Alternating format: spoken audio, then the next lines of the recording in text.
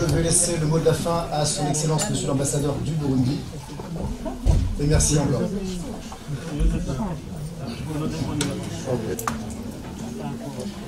Distingués invités, mesdames et messieurs, chers entrepreneurs, bonsoir.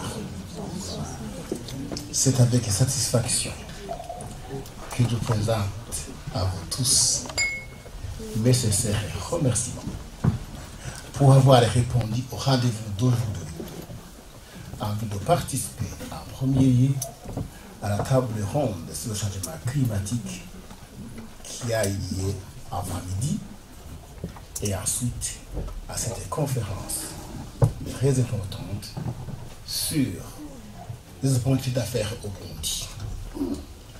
Distingués invités, mesdames et messieurs, si vous n'avez pas été distrait, vous avez suivi attentivement ce qui s'est passé. À la première partie de l'événement d'aujourd'hui, qui est la table ronde, j'espère que notre chère délégation burundaise a découvert beaucoup de choses. Elle a eu un devoir à domicile, lequel devoir sera, je pense, mentionné dans le rapport, lequel rapport sera évidemment restitué au gouvernement burundais en vue de lui signifier que faut-il faire, qu'est-ce qui manque, comment peut-on bénéficier des financements relatifs au climat. Vous avez tous vu, les astuces vous ont été démontrées. Merci à nos chers représentants qui malheureusement ne sont pas ici, qui étaient ici pendant la matinée. Il y en a peu qui sont restés, mais les autres étaient empêchés, ils sont partis. Je leur ai dit grand merci. Dans la culture burundaise, tout va comme la marche. Très bien. Deuxièmement, je félicite les entrepreneurs et bergers européens qui ont été ici, et particulièrement les entreprises qui ont témoigné que le Burundi, c'est un pays doté de sécurité où il y a des investisseurs divers. On n'a pas tout évité, nous avons beaucoup de partenaires bergers européens. Ils ne pourraient pas tous être sur l'ordre du jour, mais j'espère que dans les prochains travaux qu'on organisera, on changera de visage, des invités, de témoignages, pour vous montrer que le Burundi est un pays qui a une diplomatie des affaires ouverte à tout le monde. Mesdames et messieurs,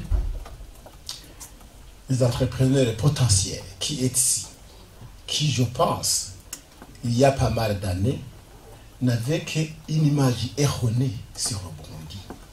Et surtout, à cause de ce qu'il vient de dire notre ami le docteur Jean-Pascal Abayo, la politique. Un jour, j'avais un professeur qui me disait que la politique est l'art de mentir. Mais ce n'est pas toujours vrai. Mais quelque part, ça arrive. Ça arrive beaucoup. Voilà, il ajoute beaucoup. C'est pourquoi il y a plus de 5 ans, 2015, ainsi de suite, où il y avait une image erronée et qui avait été provoquée par des informations fausses, surtout à 90% sur la réalité au Burundi. Raison pour laquelle la plupart ont allé même jusque dans les réseaux sociaux, aller poster des informations fausses qui ne sont pas du tout vraies. Et des entrepreneurs potentiels qui voudraient venir, il ne faut qu'ils cliquent et voir. Ah, je ne vais pas aller là-bas. Mais ce n'est pas vrai. Approchez l'ambassade, approchez les Burundais patriotes qui aiment leur pays. Ils vont vous faire des informations vraies. Vous ne saviez pas qu'il y a beaucoup d'auberges, Procovo à Bujumbura. Vous avez vu Hydroneo en bas de 48 millions de dollars. Il y a d'autres qui sont en train d'être construites. D'autres marchés déjà attribués à la société Hydroneo que vous avez vu. Hein? ABC Contracting qui fait beaucoup de voitures électriques, et Procovo à Bujumbura, vous avez suivi. Il y a beaucoup d'autres. Pour la prochaine occasion, on va varier les présentateurs de témoignages qui vont vous montrer que c'est possible. À cet effet, nous vous invitons tous, chers partenaires entrepreneurs, d'avoir une nouvelle image du Burundi. C'est le cœur de l'Afrique. C'est la plaque tournante de la sous-région. C'est un pays de 1000 collines, un pays qui renferme la source la plus méridionale du fleuve Nié, qui se trouve précisément à Rutovu, dans la province d'Oburunga. C'est le découpage administratif actuel. C'est un pays qui a un lac le meilleur du monde. C'est le deuxième lac le plus profond du monde, après le lac Baïkal, et qui renferme 6% des eaux douces du monde. La plupart ne le savent pas du tout. C'est vrai qu'aujourd'hui, il y a une montée du lac, c'est normal, c'est naturel, le mouvement tectonique qui arrive. Pendant quelques années, ça arrive.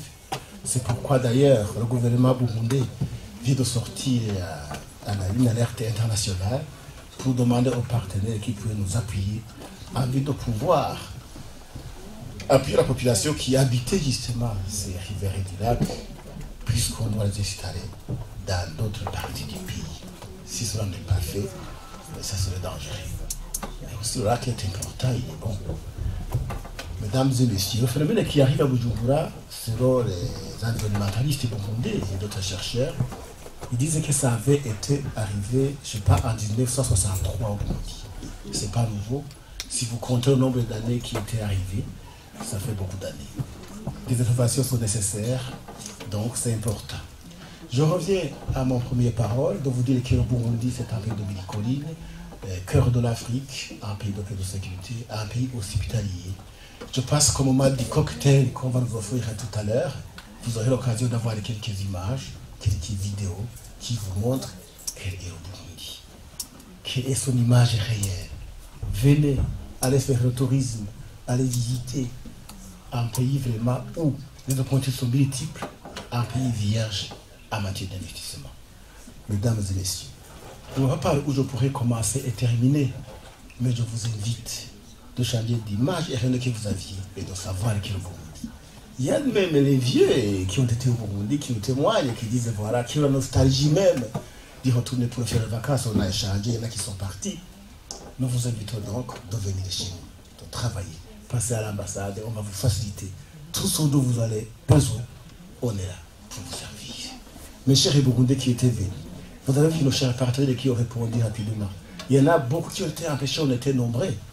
Il y avait pour ça qui étaient présents, qui étaient participés sur d'autres engagements. Mais je leur ai dit grand merci. Je remercie toutes les personnes, entreprises, qui, tout près ou tout loin, n'aménagent aucun effort pour qu'à faire des comptes. L'événement d'aujourd'hui réussissent.